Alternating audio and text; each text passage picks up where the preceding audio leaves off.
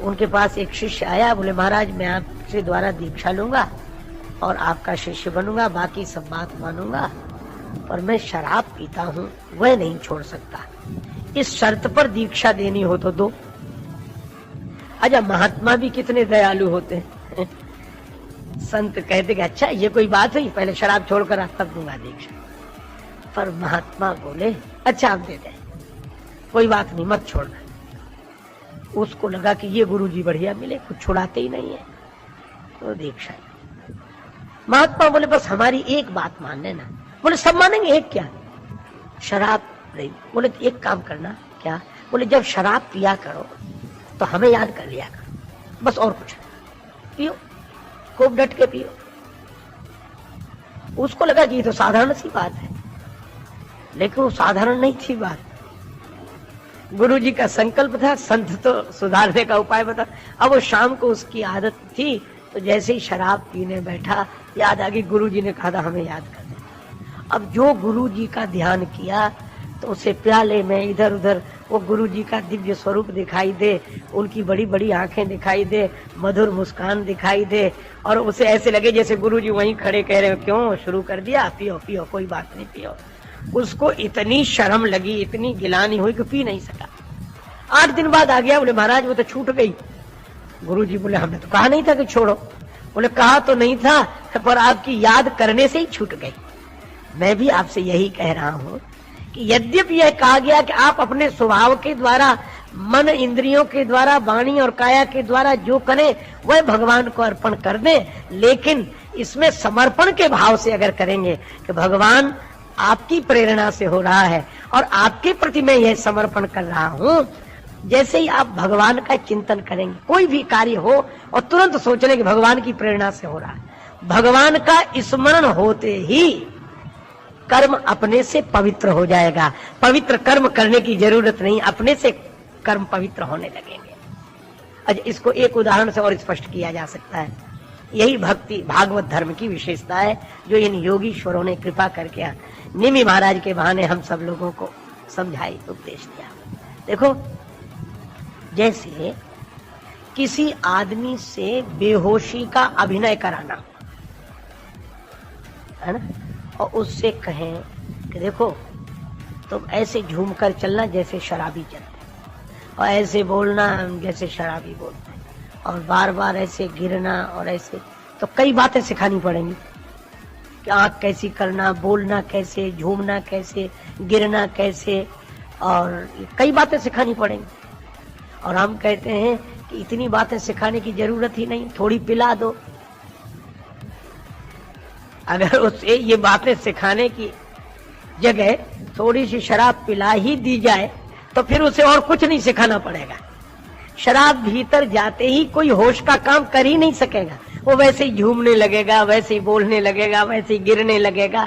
क्यों? शराब भीतर गई। तो शराब पीने वाले को अगर पिला दी जाए तो उसे बेहोशी सिखानी नहीं पड़ती। यही यहाँ कहा गया। जैसे रामचरितमानस में जहाँ सने सुरा सब छाके, भगवान की भक्ति भी मदिरा है। इसीलिए शराब भीतर जाते ही आदमी होश का काम नहीं कर सकता। ठीक इसी तरह भक्त को उपदेश देने की जरूरत नहीं कि तुम अच्छा काम करना, गलत नहीं करना, ऐसे चलना, वैसे चलना, उसे धर्म सिखाने की जरूरत ही नहीं। थोड़ी भगवान की भक्ति की मदिरा पिला दो। शराब भीतर जाती है तो आदमी होश का काम नहीं कर सकता, और भगवान की भक्ति की मदिरा भीतर जाएगी तो आदमी बेहोशी का काम नहीं कर सकता, गलत काम नहीं कर सकता। इसलिए एकमात्र भक्ति ही सर्वोत्तम है, और इसीलिए भक्तों के लिए कोई नियम नहीं। कोई नियम का अर्थ यह नहीं कि भक्त स्वच्छंद हो गया, कोई नियम का अर्थ यह नहीं है कि भगवान का भक्त वही है जो कुछ भी करे तो भी भक्त है, कुछ भी करे तो भी भक्त है। देखो, गीता में एक और अद्भुत बात कही, अपचेत सुदुराचारो भजते माम अनन्य भाग साधुरेव समन्तव्या। अब ये बड़ी अटपटी बातें हैं जो समझ में नहीं आती। भगवान ने कहा अपचेत सुदुराचारो, कितना भी दुराचारी हो, कितना भी दुरा, और दुराचारी में भी एक विशेषण लगा दिया, सुदुराचारी।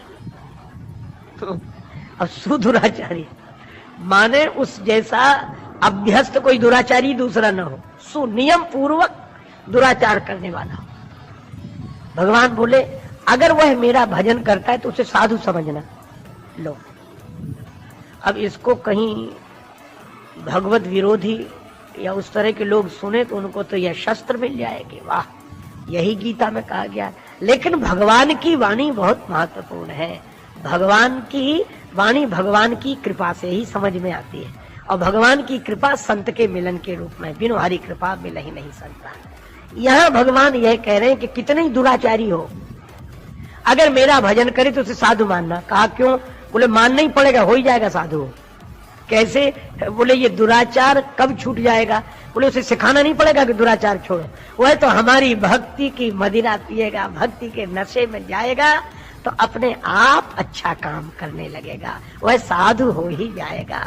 इसीलिए श्री बिंदु जी महाराज ने लिखा है कि हमारी तो मस्ती का कारण ही यही है। क्या मिला है मुझको किस्मत से ख्याले रिंद मस्ताना, पिया करता हूँ हरदम श्याम की उल्फत का पैमाना। श्री कृष्ण के प्रेम का नशा करता हूँ मैं। मिला है मुझको किस्मत से ख्याले रिंद मस्ताना, पिया करता हूँ हरदम श्याम की उल्फत का पैमाना। और मजा है बेखुदी का ये कि मैं दुनिया में हूँ लेकिन न जाना मैंने दुनिया को, न दुनिया ने मुझे जाना। और हमें तो अपने यार के दीदार से मतलब, मेरा कन्हैया, मेरा मोहन, मेरा कृष्ण सर्वत्र है, मुझे तो अपने यार के दीदार से मतलब, चाहे मंदिर या मस्जिद हो, चाहे काबा या बुतखाना। और आगे कैसी अनोखी बात कही, हमेशा बस यही रिश्ता चाहता हूँ प्यारे मोहन से, हमेशा बस यही रिश्ता चाहता हूँ प्यारे मोहन से। मैं उनको दिल रुबा समझूं, वो समझे मुझको दीवाना। और नहीं है बिंदु आंखों के मोम दिल मोती के दाने हैं, विरह की आग में पड़कर पिघल जाता है हर दाना। यह भक्ति का मार्ग, यह प्रेम का मार्ग, यह जो मैकदा है, यह भक्ति की मदिरा पिलाई जाती है। हस्ती है मैकदे में, मस्ती है मैकदे में, और दीवानों की तो पूरी बस्ती है मैकदे में। और इस मैकदे में आके कोई होश में रह ले, जगत का होश नहीं रहता। क्यों? इस मैकदे में आके कोई होश में रह ले, खुद होश की भी कुछ नहीं, हस्ती है मैकदे में। और दुनिया में नहीं मिलती, मिलती तो बड़ी महंगी, मस्ती वही है लेकिन सस्ती है मैकदे में। और राजेश हो भंवर में, लगे पार या कि डूबे, परवाह नहीं जब से कश्ती है मैकदे में।